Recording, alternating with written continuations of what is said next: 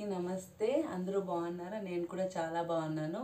నేనైతే మీషోని ఇంకా పసుపు దుంపలు తెప్పించానంటే, ఎందుకంటే నేను న్యాచురల్గా పసుపు చేసుకుందామని తెప్పించాను. ఇవి 130 రూపాయలు అనమాట మీషోలో. ఇగోండి ఇన్ని వచ్చాయి చూడండి, ఇన్ని దుంపలు అనమాట.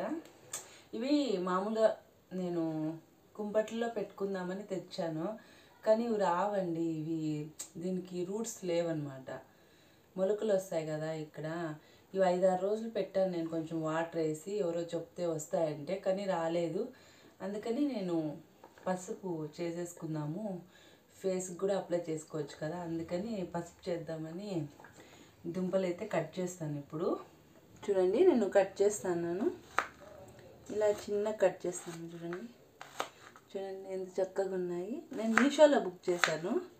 ఇంకా ఫేస్ కన్నా అవుతుంది కదా అని వేస్ట్ ఎందుకని కట్ చేసుకుంటాను నేను. ఇవి కుంబుట్లో పెట్టేనా కూడా రాలేదు. నేను ఒక 5-6 పెట్టాను, రాలేదు, అందుకే కట్ చేస్తాను. చూడండి, కట్ చేసిండేది కంప్లీట్ అయిపోయింది. ఇవంటే ఇవి కట్ చేసే ముందు కొంచెం నీట్గా నీళ్ళు వేసి కడిగేసేయాల. కడిగేసింది ఇంకా తర్వాత కట్ చేసుకోవాలా. కట్ చేసిన తర్వాత ఇగోండి